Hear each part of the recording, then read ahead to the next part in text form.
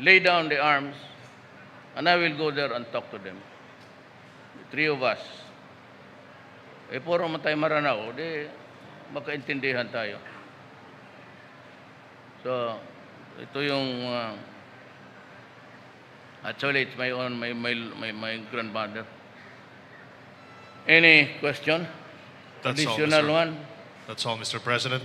Thank Yung you so iba, much. yun sila pala. One more? Member pa kayo ng One more? media? Siya muna kayo ang tinuro ko. Yan. Maricel Halili of Oh. TV5. Tapos yung sunod, nagkatago-tago dyan sa behind the guy. Yes, ma'am. Hi, sir. Good afternoon. Sir, I just would like to elaborate on your meeting with President Putin. What else did you talk about aside from trade and economy during your one-hour meeting? Did you ask the President for his support to fight ISIS? And what was his response? Actually, he was holding the stick, parang class card. And it was Secretary Lorenzana and Senator Cayetano and my aide Bongo. Binigay niya lahat. Binigay niya lahat. An invitation for Filipinos to go there and study medicine. They have told me last night that they have tremendously improved the study about the immune system, how it works and everything. I forgot the other term that he used, but I distinctly heard immune system. But how about, sir, the problem of terrorism in the country? Did you discuss They are about- also ready. I said everything. And I said, I need the firearms. I'm not asking for it. I am, if you can give me a soft loan, payable in so many years, because I said, I am a poor country, said, well. And he was pointing to Secretary Lorenzana, and he said, oh, where's your list?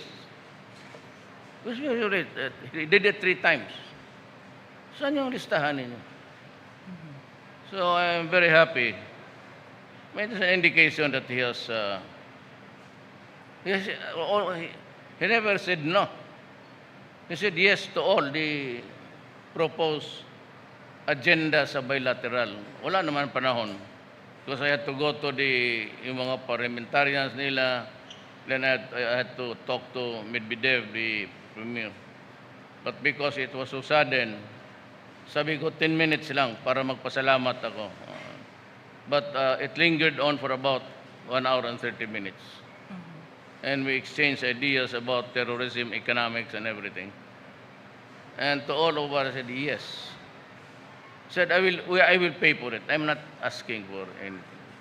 Just give us time to, we are a poor country.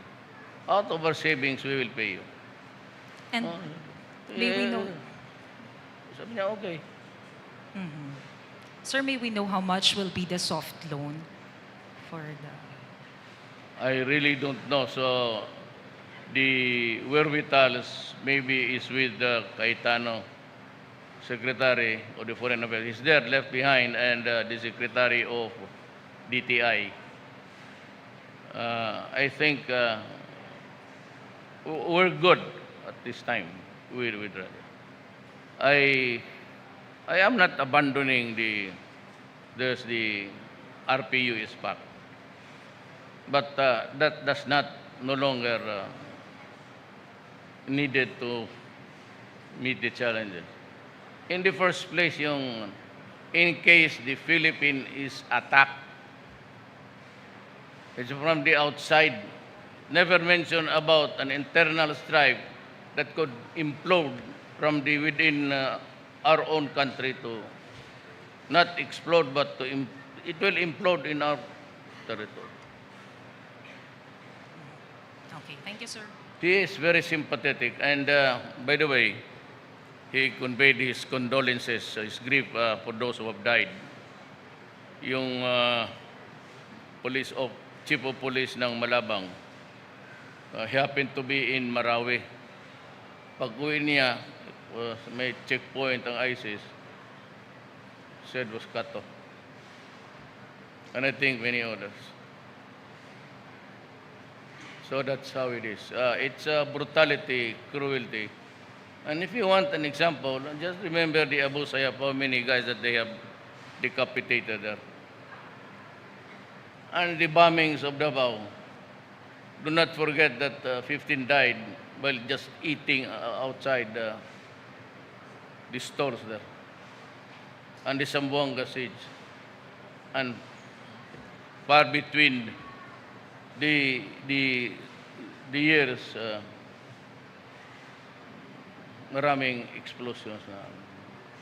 All places, Butuan, Cagayan, that is an open defiance.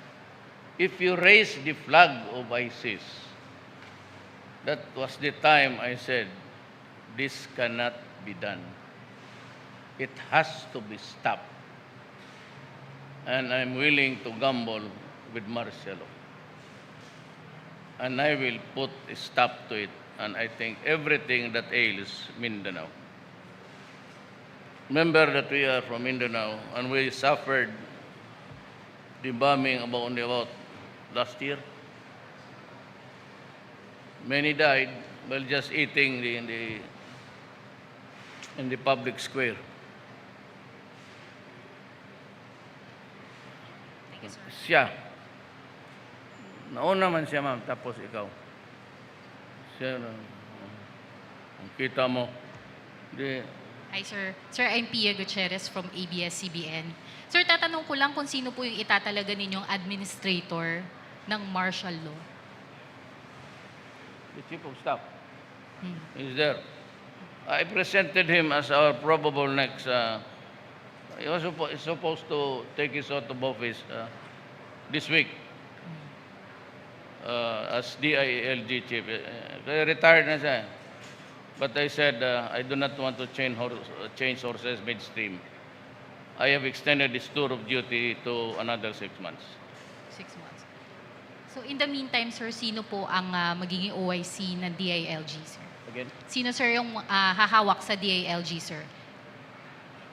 Ang mahawak ng... Sa DILG, sir. DILG.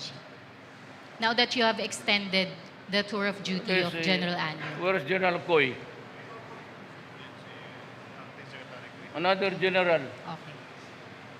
Sir, nabanggit nyo rin po yung posibilidad na ideklara nyo ang martial law sa buong Pilipinas. Ano po yung magiging batayan ninyo, sir, kapag umabot po sa punto na iisipin ninyo na posibleng buong bansa na ang pagdedeklara ng martial law, sir? Look,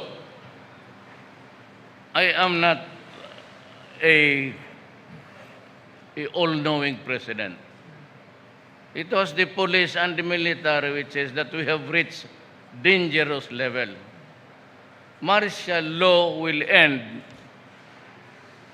after the police and the military will tell me that everything is stabilized. So maybe from another 60 days, I will ask, give me enough time to stabilize and to solve the allied problems so can we have a peaceful, we can move on. Otherwise, this remaining term of mine, 5 years plus, if I survive, it would have been remembered as an administration that did nothing. In face of violence, wala gawa. Ako ayaw, Zamboanga kasi, I will not accept that kind of shit. I said, I do not have a quarrel with the Moro people. I am with you. There will be no abuses, none at all. Everything in government functions. But in Mindanao, it is different because I said, they forced my hand into it. At sabi ko, I hate doing it. But if I have to, I will. Ito na ngayon. Sir, last na lang po. Can you walk us through, sir, yung process po ninyo ng pag-decide na kailangan nang ideklara ang martial law, sir, sa Mindanao? Ano po yung, sino po yung una ninyong kinausap? Ano po yung mga naging konsiderasyon ninyo? Again, di ko makuha yung... Sir, can you walk us through yun dun sa naging process po ninyo in deciding to declare martial law in Mindanao, sir? Ano po yung una niyong ginawa? Sino po yung mga kinausap po ninyo? I get my facts from the military and the police. Where else? It's connected with law and order. Primarily, martial law is to prevent the disruption of law and order in every... Thank you, sir. I travel 10 hours. My hearing, every time there's a... Good afternoon, sir. I'm Celerina Monte from the Daily Manila Shimbun Japanese newspaper.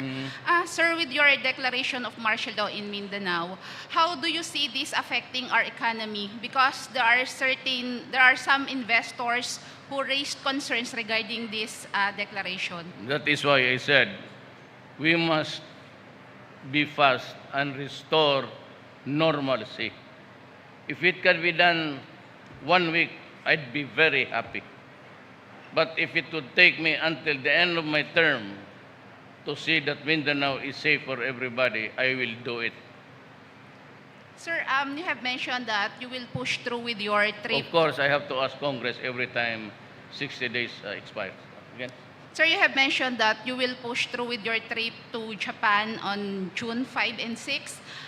May we know what you're going to discuss with the Prime Minister during your meeting with him?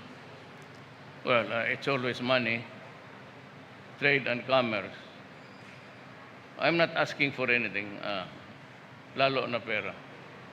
If they want to help, there are so many, they can finance it and we can pay, or they can operate it. If it's a toll or something else that's being used by the riding public, we can have an arrangement that can be acceptable to everybody. That's all. Thank you.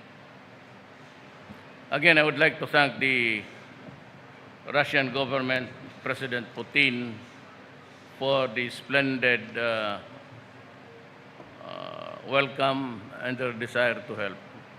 And I had to disrupt. Putin was somewhere else in the region of, and when he heard that I was in a hurry, he said that he would be flying in from somewhere, and we were able to discuss the matter. So we started at about 11, we finished about 2. We had a lot of things in common.